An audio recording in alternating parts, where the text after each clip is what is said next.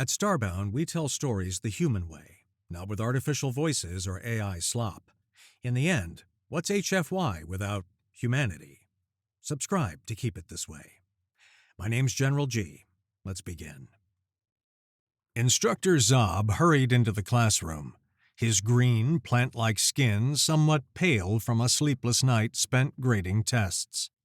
His blue eyes were already fixed on his desk, causing him to somehow overlook both the human in the second row and the large creature locked in a cage before the class. The academy staff had placed it there at Zab's own request as a demonstration, but with work piling up and a seasonal virus wearing him down, he had completely forgotten that today's lesson covered the dangers of Deathworld creatures. His footsteps echoed in the class as he made his way toward the front of the room, his mind already cataloging the mountain of work that still awaited him. The test scores had been disappointing, which meant he'd need to restructure the next unit, and there were 3 committee meetings scheduled for later in the week that he hadn't prepared for. His head throbbed with the dull ache that had been his constant companion for the past 4 days, courtesy of the Valerian flu that was making its rounds through the faculty. He was perhaps 3 steps from his desk when Ixari's voice, translated seamlessly by his brain implant into comprehensible speech, cut through his fog of exhaustion. "Instructor Zab, what is that enormous creature in the cage for?" The question yanked him abruptly into the present moment. Zab turned toward Ixari, his blue eyes focusing on her white fur and short snout for just a moment before his gaze followed hers to look behind him. His eyes widened, his breath catching in his throat, as his heart nearly stopped at the sight before him. Inside a cage with semi-opaque reinforced glass, a massive scaled creature shifted its weight. Sharp, glowing crystals protruded from its back like a crown of violet light, each one glowing with an eerie luminescence that seemed to respond to the very air around it. The thing was easily twice the size of any student in the room, with powerful limbs and a jaw that looked capable of crushing metal. Zab took an involuntary step backward, his plant-like skin paling even further as every survival instinct in his body screamed at him to run. How had he not seen it? How had he walked right past it? The whole class erupted into their equivalent of laughter, chittering, clicking, whistling sounds that blended together into a cacophony of amusement at their instructor's obvious shock and fear. The sound seemed to go on forever, each student delighting in seeing their normally composed teacher so thoroughly rattled. The noise finally jolted something in Zab's brain, connecting the scattered dots of memory. The requisition form, the demonstration he'd planned, today's lesson topic. It all came flooding back in a rush that made him feel even more foolish than the students' laughter implied. He straightened his posture, cleared his throat, and turned to face the class with as much dignity as he could muster. His hands trembled, but he clasped them behind his back to hide it. "Right," he said, his voice only wavering a little. "That is the Deathworld Zorlar I had requested for today's demonstration." More chittering laughter rippled through the room, though quieter this time. Zab felt heat rising in his face, not quite a blush, as his species didn't exactly blush, but a warming of his skin that he knew was visible to anyone paying attention. "I'll be the first to admit," he continued, deciding that honesty was the better path forward, "that work has been particularly stressful lately and sleep has become a valuable commodity that I've had precious little of.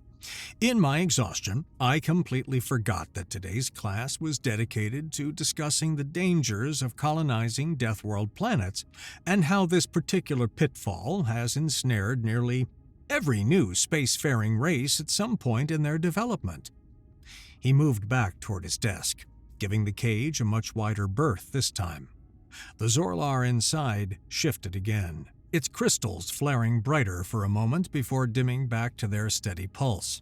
Zab suppressed a shudder. "Instructor?" Ixari's voice was gentler now, tinged with what his implant translated as concern. "Are you feeling well? Perhaps you should visit the medical center after class." "I'm fine," Zab assured her, though even he didn't find his own words particularly convincing. "Just a bit under the weather, nothing serious." He reached his desk and placed his hands on its surface, grounding himself in the familiar feel of the smooth material. His datapad lay where he'd left it the previous evening, along with a small pile of administrative notices he hadn't gotten around to reading. He pulled up the curriculum files for today's lesson, scrolling through them quickly to refresh his memory on the key points he needed to cover. "Instructor Zab," a different voice this time, coming from somewhere in the middle of the classroom. He looked up to see a student with pink scales raising what passed for a hand among their species. "Did you see the data crystal on your desk? The Academy staff left it there for you this morning. Something about an update to the specifications of the containment cage." Zab's eyes drifted to the left side of his desk, where indeed a small data crystal sat atop a folded piece of paper. He picked up the crystal, turning it over in his fingers. The standard Academy seal was etched into its surface. "Ah, yes, I see it now," he said absently. "Thank you for pointing it out. I'll give it a look." He set the crystal down again without inserting it into his datapad, his attention already pulled back to the lesson plan. In the back of his mind, a small voice suggested he should probably check what the update was about. But the voice was tired and easily ignored. Instead, he quickly scanned through the key topics he needed to cover, took a long drink of water from the bottle he kept on his desk. His throat had been perpetually dry for days now, and activated the giant flat screen mounted on the wall behind him. The screen activated, displaying the Academy logo before transitioning to a blank slate awaiting his input. Zab turned to face his students, his back now to both the screen and the cage Zorlar, which chose that moment to slam against its containment with a sound like thunder. Several students jumped, and Zab winced at the noise, but the reinforced glass held firm. The creature made a series of growling, clicking sounds that his implant couldn't quite translate into anything meaningful, probably because the Zorlar wasn't actually trying to communicate in any linguistic sense, just expressing its displeasure at being confined. "Let's begin," Zab said, raising his voice to be heard over the creature's continued attempts to break free. The Zorlar threw itself against the glass again and again, a constant pounding that would serve as an uncomfortable backdrop to his lecture. "Today we're discussing one of the most critical and dangerous topics you'll encounter in your studies here at the Academy, the colonization of deathworlds." He pulled up an image on the screen behind him, a statistical chart showing failed colonization attempts across the past 1,000 cycles. The numbers were rendered in a harsh red that dominated the display. "Every young, spacefaring species, without exception, seems to develop a particular arrogance upon reaching the stars," Zab continued, pacing casually in front of the classroom. The movement helped him think, helped him push past the fog in his mind. "They look out at the vast number of planets in the galaxy and think to themselves, 'We are special. We are different. We can claim those countless death worlds that older, more established species have abandoned. Where they failed, we will succeed." He paused, letting his words sink in, while the Zorlar continued its futile assault on the glass behind him. "Every student in this room is from a relatively new species, one that has reached the galactic stage within the past 100 cycles. Some of you have been spacefaring for only a decade or two. This is precisely why this topic is so vitally important to your education." Zab turned to look at the cage, making direct eye contact with the Zorlar. The creature stared back at him with eyes that gleamed with an intelligence that was somehow more unsettling than simple animal aggression would have been. Its crystals flared bright purple, responding to something. His fear, perhaps, or simply his attention. He turned back to the class, his voice rising with emphasis. "Attempting to colonize a death world is a foolish endeavor. that has cost countless lives across galactic history. All intelligent species either join the terraforming programs offered by the Galactic Council, a process that takes centuries but ensures safety, or they wait patiently for their chance to claim a garden world as new ones are discovered and catalogued by the Galactic Charting Initiative. His pacing had brought him to the center of the classroom, directly between the students and the caged predator. He swept his gaze across the room, making eye contact with as many students as he could. "You will be the future leaders of your species," he said, his voice overflowing with the weight of concern. "Some of you will become planetary governors or fleet admirals or scientific directors. The decisions you make will affect billions of lives. So, I need each of you to understand this with absolute clarity. You should never, under any circumstances, attempt to establish colonies on Deathworlds. Creatures like this," he gestured behind him at the Zorlar without looking, "will destroy your colonies. They will waste your efforts, your resources, and most tragically, they will claim precious lives that could have contributed so much more to your civilizations." For a moment, silence filled the room. Even the Zorlar had gone quiet, though Zab could hear its heavy breathing and the soft scrape of its claws against the cage floor. Then, a hand rose in the second row, attached to a student Zab was certain he'd never seen before. The hand was remarkably similar to Zab's own in basic structure, though the skin tone was far darker, and there was something about the way the student held himself that was different from the other species in the room. "Yes?" Zab said, gesturing for the student to speak. The student stood, and Zab found himself studying the unfamiliar appearance with a mixture of curiosity and embarrassment that he hadn't noticed this individual before now. The student was male, or at least presented as such, with black hair that fell in short waves around a face that was difficult to age. He could have been anywhere from 20 to 40 cycles old by Zab's estimation. His features were arranged in a way that Zab's aesthetic sense found oddly balanced, and his eyes were a deep brown that seemed to hold both intelligence and something else, something Zab couldn't quite identify. "I mean no disrespect, Instructor," the student said, his voice translated by Zab's implant. "But I have to disagree with your premise. My species, humanity, has already built colonies on 5 Deathworlds, and all of them are thriving." Zab blinked, certain he must have misheard. The translation implant occasionally glitched, especially when he was ill. He tilted his head. "I'm sorry, could you repeat that? And forgive me, but I don't believe I caught your name or species during roll call." That's because I'm new," the student said with what the implant translated as a friendly smile, though Zab wasn't entirely sure he was reading the facial expression correctly. "This is actually my first day. I'm Alex Brown, and I'm human. We're one of the newer species to join the galactic community. Only about 10 cycles of official contact, though we've been observing for longer." Zab felt a sinking sensation in his chest. He'd missed the giant predator in his classroom, and a new student on his first day. What else had his exhaustion caused him to overlook? He reached up and pressed his palm against his forehead, then ran his hand back over his skull, pressing his skin tight against the bone in a gesture his species used when trying to force themselves to alertness. "Alex Brown," Zab repeated, committing the name to memory. "Welcome to the Academy. Now, did I hear you correctly? You claim that your species, humanity, has successfully colonized 5 Deathworlds?" "Yes, sir," Alex confirmed, settling back into his seat but maintaining eye contact with Zab. "One of them is technically a moon orbiting a gas giant rather than a planet proper, but yes, 5 worlds with 2 of them being what the Galactic Council classifies as Category 13.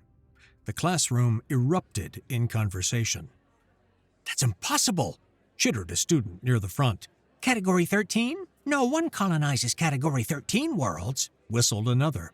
"The humans must be mistaken," clicked a third, turning to their neighbor. "Probably doesn't understand our classification system yet." Zab noticed Alex's expression shift, the smile fading into something that the implant tagged as slight irritation or discomfort, though the human remained silent in the face of his classmates' skepticism. Zab wasn't in the mood to argue with the new student, especially not when his head was pounding and his body was demanding he find a bed and sleep for the next 12 hours straight. But he also took his role as an educator seriously, and if this human was operating under a dangerous misconception about what his species had actually accomplished, it was Zab's duty to correct that misunderstanding before it led to tragedy. He walked toward the cage, his footsteps slow, and raised his hands in a gesture calling for silence. The conversations died down gradually, all eyes returning to him. "Either you are mistaken about the nature of these colonies," Zab said carefully, keeping his tone as neutral as possible, "or your species is in urgent need of intervention from the broader galactic community before more lives are lost. Let me explain why I say this." He stopped directly beside the cage, close enough that he could feel the temperature differential. The air near the Zorlar was noticeably warmer, heated by the creature's metabolism. The beast turned its head to regard him, and those crystals flared purple again. "This Zorlar is just one living example out of countless thousands of dangerous species that inhabit Deathworlds," Zab continued. "Those crystals you see protruding from its back are not merely for show. They are capable of resonance with the psionic field of all living beings. The Zorlar is attracted to the smallest hint of fear. It can sense terror from nearly a kilometer away, and will move toward it with singular purpose." He gestured at the creature's powerful build. "This thing is not even a meat-eater or a traditional predator. It's actually an omnivore that primarily consumes plant matter, but it is tremendously territorial and capable of overturning vehicles, crushing structures, and it has a particularly nasty defensive mechanism when threatened. It can eject its stomach acid with remarkable accuracy up to 15 meters away. That acid can dissolve metal and organic matter alike." The classroom had gone utterly silent. Students who'd been chittering with skepticism moments before now stared at the Zorlar. Their fear, Zab noticed with grim satisfaction, made the crystals glow brighter. Everyone seemed convinced now, everyone except the human. Alex Brown sat in the second row, with an expression that Zab's implant struggled to interpret. Not quite skepticism, but not agreement either. Something closer to amusement? "Come on," Alex said, breaking the silence. "This thing isn't even as dangerous as a hippo. You can't truly be that scared of it." Zab stared at the human, genuine disbelief flooding through him. Was this student blind? Were those eyes just decorative features rather than functional sensory organs? The Zorlar was clearly one of the most dangerous creatures any of them were likely to encounter in their lifetimes. And this human was comparing it to what? What in the stars was a hippo? An idea formed in Zab's tired mind. Perhaps the semi-opaque nature of the cage glass was obscuring some of the Zorlar's more frightening features. Perhaps if the human could see it more clearly, he would understand the danger he was so casually dismissing. It wouldn't be the first time Zab had used that tactic to shock a complacent student into taking the lesson seriously. He turned to the control panel mounted on the side of the cage, intending to disable the opacity feature and give everyone a crystal-clear view of the predator. His fingers moved toward the familiar green button. He'd used this exact setup dozens of times with previous demonstration creatures. But something was different. The interface looked slightly altered, with an additional menu overlay that hadn't been there during his last demonstration 2 months ago. Zab hesitated for only a fraction of a second, before pressing the green button anyway, too tired to puzzle through new interface designs. Lines appeared on the screen. "Warning! This action will open the primary containment door. Proceed?" Zab's finger was already moving toward the yes confirmation. Before his brain had fully processed the words, the implications hit him a split second too late. There was a mechanical noise, and the glass wall of the cage began to rise. "No, wait!" Zab started to say, his hand jerking back from the controls, but the damage was done. The Zorlar took a single step forward, out of its cage and into the classroom proper. Its crystals blazed, illuminating the suddenly panicking students. Time seemed to fracture into a series of frozen moments, each one burning itself into Zab's memory. The screaming started immediately. Not all species could scream in a way Zab's ears could interpret, but the ones that could filled the room with sounds of pure terror. The Zorlar's crystals pulsed brighter after each frightened cry, feeding on the fear like fuel. "Run!" Zab shouted, his voice cracking. "Everyone to the back of the class! Use the tables as a barricade!" Chaos erupted. Students scrambled over each other in their desperation to put distance between themselves and the predator. Chairs toppled, datapads clattered to the floor, and the noise seemed to make the Zorlar's crystals burn even brighter. The creature stood at the front of the classroom, turning its massive head to survey the panic it had caused. Some students made for the door, but it was on the front wall, far too close to the Zorlar. The creature was between them and escape, and the risk was simply too great. They retreated back toward their classmates, who were frantically trying to construct some kind of barrier out of desks and tables.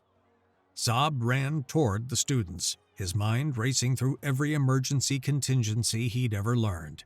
His hands were shaking, not just from fear, though there was plenty of that, but from the sheer weight of responsibility crushing down on him.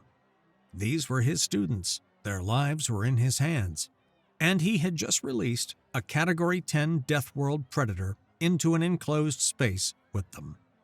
If they died, it would be his fault. If they were injured, it would be his fault. His partner would be alone. The families of these students would grieve. And it would all be because he'd been too tired, too sick, too careless to check a simple data crystal. The Zorlar's head swiveled toward Zab, and he felt the moment its attention locked onto him. He couldn't help it. His fear spiked, radiating outward in whatever psionic frequency the creature could sense. The crystals flared so bright they cast shadows across the classroom walls. It charged. The Zorlar moved quickly for something so massive, its claws gouging tracks in the floor as it launched itself toward Zab. He couldn't move, couldn't breathe, couldn't do anything but watch death thunder toward him. Then Alex Brown simply walked into its path. The human didn't run, didn't shout, didn't show any of the urgency or panic that had gripped every other person in the room. He just stood up from his seat in the second row, stepped into the aisle, and placed himself directly between the charging Zorlar and Zab. The creature's charge halted so abruptly, it skidded slightly on the smooth floor. It stood frozen, one massive clawed foot raised mid-step. As it locked eyes with the human, the classroom fell silent except for the harsh breathing of terrified students. Even the Zorlar seemed to have stopped breathing. "Easy, buddy," Alex said, his voice calm and conversational, as if he were speaking to a nervous pet rather than a Deathworld predator. "You're going to get yourself killed if you become violent, so just calm down, all right? Nobody here wants to hurt you. You're confused and scared, but you're safe. Just easy now." Zab stared, his mind refusing to process what he was seeing. The human was standing within striking distance of the Zorlar, close enough that the creature could eviscerate him with a single swipe of those claws, and he was talking to it like they were old friends. The whole class seemed frozen in a collective tableau of disbelief. No one moved, no one even seemed to breathe. Then slowly, very slowly, the Zorlar began to back away. Its crystals dimmed from blazing purple to a softer violet, then to a gentle blue that Zab had never seen in any of the research literature. The creature took one step backward, then another, its eyes never leaving the human. It made a low, rumbling sound that Zab's implant translated as something between confusion and submission. The Zorlar backed all the way into its cage, settling into the far corner, as if seeking the security of its familiar enclosure. Its crystals continued to dim until they were barely glowing at all. Alex watched it settle, then walked calmly to the cage controls. He spent a moment studying the interface, his brow furrowed in concentration, before his finger finally found the correct sequence. The glass wall suddenly descended, sealing the Zorlar back in its containment. The classroom remained frozen in stunned silence. Zab counted his heartbeats, 10, 15, 20, before anyone moved. Alex turned back to face the class, and Zab could see that even the human looked somewhat surprised by what had just happened. "Okay," Alex said, breaking the silence with a slightly shaky laugh. "I guess I should explain. These creatures respond primarily to fear. They're actually native to one of the colony worlds that humanity established. When we first arrived, we had the same problems you're describing. The Zorlars would attack our settlements, damage equipment, and yes, several people died in the early days." He walked back toward his seat, though he remained standing beside it rather than sitting down.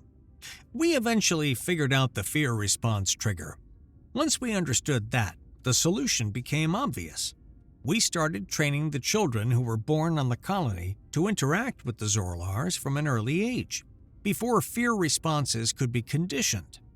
"That's impossible," someone whispered from the back of the room. "Fear of predators is instinctive, you can't just train it away." "For most species, you're probably right," Alex agreed, his tone suggesting he'd had this conversation before. "But humans are a bit different. The only truly instinctive fear we're born with is a fear of heights, specifically a fear of falling. Even things that most people assume are innate fears, like snakes or spiders, are actually learned responses.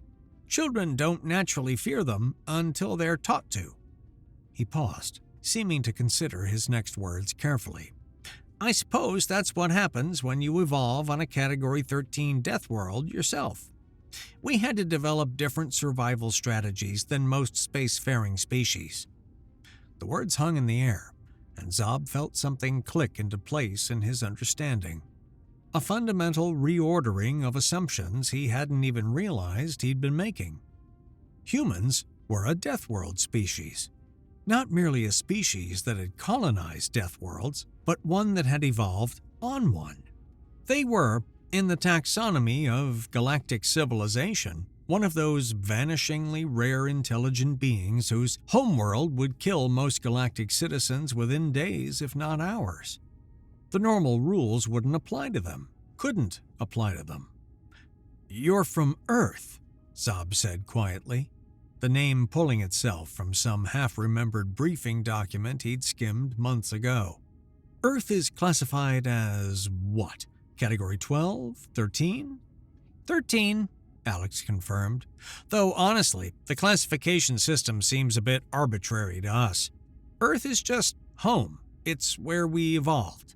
Yes, there are predators and dangerous weather patterns and toxic organisms, but we adapted to all of that over millions of years of evolution. What's deadly to you is just Tuesday to us." A student near the front, Ixari, Zab thought, raised a trembling paw. "But how do you live like that? How does your species function when you're constantly surrounded by things that could kill you?"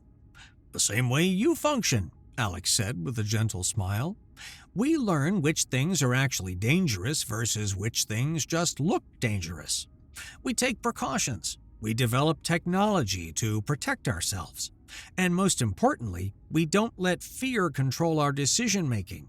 Fear is information, not instruction." Zab found himself sitting down heavily in the nearest chair. A student's chair, not his own. But he didn't care. His legs had suddenly become unreliable. "I almost got everyone killed," he said, more to himself than to anyone else. "You made a mistake," Alex said, his tone kind. "The interface had changed and you didn't check the update. It happens. No one was hurt, and now we all learned something valuable today." "What did we learn?" Zab asked, genuinely curious what lesson could possibly be extracted from such a disaster. "That assumptions are dangerous," Alex replied. "You assumed I would be afraid because everyone else was." He gestured around the room. "But the galaxy is a big place, full of different species with different capabilities. What's true for one might not be true for another." The rest of the class period passed in a blur. Zab managed to pull himself together enough to formally end the session, but he knew that no one was paying attention to his words. They were all staring at the human, at the Zorlar, at the space between them where death had been averted by nothing more than a calm voice and an absence of fear. As students filed out, many paused to speak with Alex, their voices mixing with chirps and whistles of curiosity and respect. Zab noticed that several asked for his contact information, wanting to learn more about humanity and their improbable colonies. When the last student had gone, Zab walked to his desk and finally picked up the data crystal. He inserted it into his datapad and pulled up the message. "Updates to demonstration cage controls," the header read. "Please review before next use. Primary changes. Control interface reorganized for improved safety. Green button now operates door mechanism. Blue button operates opacity controls. Warning: these changes represent a significant alteration to previous control schemes. Do not operate without reviewing new protocols." Zab let out a long, shaky breath and sat the datapad down. He looked at Alex, who was packing up his materials preparing to head to his next class. "Thank you," Zab said simply. Alex looked up and smiled, a genuine expression that Zab was beginning to understand better now. "You're welcome, instructor. And for what it's worth, I think you're a good teacher. You just need to get some rest and kick that virus. You're clearly not at your best." "No," Zab agreed. "I'm certainly not." "Will you report this?" Alex asked, a note of concern entering his voice. Zab considered the question. Academy regulations were clear. Any incident involving the release of a dangerous specimen had to be reported immediately. But he also knew that such a report would trigger an investigation, and investigations had a way of finding fault even when the situation was more complex than simple negligence. "I have to report it," he said finally. Alex nodded, accepting this. "Fair enough. I'll be available if they need my statement." As the human left the classroom, Zab sat alone with the Zorlar, which had fallen asleep in its cage, crystals now completely dark. He thought about everything that had happened, about the assumptions he'd made, and, of course, the consequences he would inevitably face. The incident in Classroom 11 was, as required by Academy rules, investigated thoroughly. The review board spent 3 weeks examining every detail, interviewing witnesses, and analyzing the security footage from multiple angles. In the end, blame was distributed fairly. The facilities management department received an official reprimand for updating critical safety equipment without properly informing the instructors who would be using it. Mere notification via data crystal, the board concluded, was insufficient for changes that could result in dangerous specimen release. New rules were implemented requiring in-person training sessions and signed acknowledgement forms for any future safety system modifications.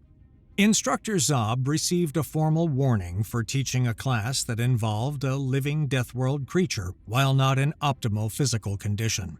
The board was sympathetic to his circumstances. Seasonal illnesses affected everyone, but they were firm that an educator's first responsibility was to ensure student safety, and teaching while impaired compromised that responsibility.